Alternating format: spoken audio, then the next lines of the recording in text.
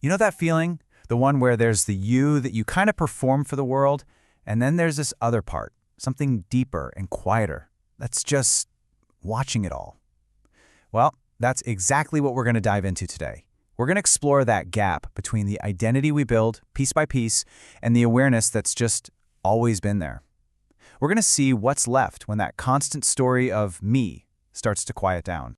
So let's start with this. This question, it really gets right to the heart of everything we're talking about. I mean, think about it. At a certain point, those huge questions, who am I, what's all this for, they stop being about finding some clean, factual answer. It becomes less about knowing something and a whole lot more about just being. All right, so first up, let's get into something we all think we know like the back of our hand, our identity, or, as our source material calls it, the assembled self. Yeah. So our sense of I isn't this solid thing we're born with, fully formed. It's way more like a sculpture that we're always working on. Every memory, every conversation, every single win, and every loss, it all just adds another layer, shaping this really complex and always changing idea of who we think we are. And here's kind of the nuts and bolts of how that sculpture gets made. Right from the start, we're given a name. Then, we start to see ourselves reflected in the people around us. We get corrected, and we learn the rules of the game. And our story gets told back to us by the people who remember us. So, at its core, our identity is built through all these interactions with the world. Okay, so if our identity is the thing being built piece by piece, then who or what is watching the construction? You know, that constant presence that's been there for the whole show? Well, that's what we're going to call awareness. And this right here, this lays out the difference so clearly. Just look at the contrast. Identity is assembled over time, right? But awareness just is. It was never not there. Identity is something that is experienced. You experience a thought, a feeling, a story about yourself. But awareness, that's the one doing the experiencing. And here's the really crucial part. Identity has edges, a form, a story. Awareness, though, that's just the open space where all of that can even happen.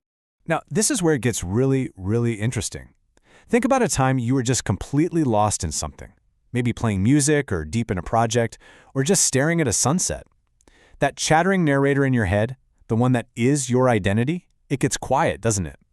But you don't disappear. In fact, it's the opposite. Your awareness, your actual experience of that moment becomes incredibly vivid and sharp. But hang on. If this experience leads to more clarity, then why do we so often feel this deep, kind of primal fear when it starts to happen? And that brings us to the main event, the fear of our own identity dissolving. Wow, this quote is just so raw and so real. For anyone who's ever gone deep into meditation or maybe just sat in silence for a little too long, this feeling can be physical. It's not just a thought. It feels like the ground is literally falling out from under you. Like the you've always known is starting to fade away. And you know what? There's a perfectly logical reason for that panic. The main job of our identity is to maintain its own structure, its own boundaries.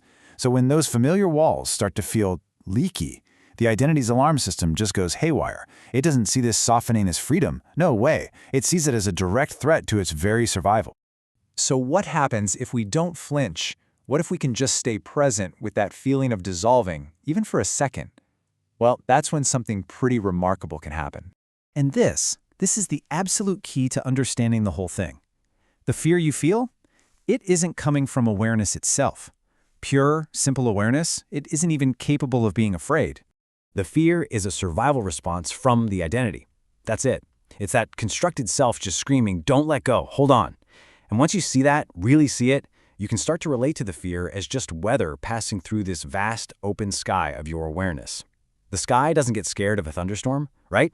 And this right here illustrates the great paradox. While your identity is contracting in fear, thinking it's about to get wiped out, your actual lived experience of awareness is doing the complete opposite. It doesn't get smaller, it expands. The feeling isn't one of emptiness, but of incredible, unbelievable spaciousness. So when you can stay with that process without fighting it, the intense energy of that fear, it just burns itself out. And what's left behind isn't some empty void. It's this profound sense of calm, of neutrality. And it's out of that neutrality that a deep, real peace starts to blossom. Which brings us to our big finish. This whole journey, it's not about becoming some new, better, more enlightened person. It's really just about remembering a part of you that was never, ever lost in the first place. And it's so important to get this. This whole thing, it is not another self-improvement project. The goal isn't to build a better identity or a more spiritual personality to show off. No. Instead, the invitation is just to notice. That's it. Just to pay attention to that quiet, always-on background of awareness that's right here, when all the effort of maintaining who you think you are just relaxes. You don't have to climb a mountain or hit some special state to find it. In fact, you can't reach it for one simple reason. It's the very thing that's doing the looking. It's the silent witness that was there for your first day of school and for your worst heartbreak. It's been the constant, unwavering backdrop for every single thought and feeling you've ever had. It is, and this is literal, the most familiar thing in your entire life. And so we end right back where we started, with a question that isn't really looking for an answer. The point isn't to figure this out with your mind. It's just to notice what happens when that part of you that's always striving, always seeking, just relaxes. What's left for you in that quiet space?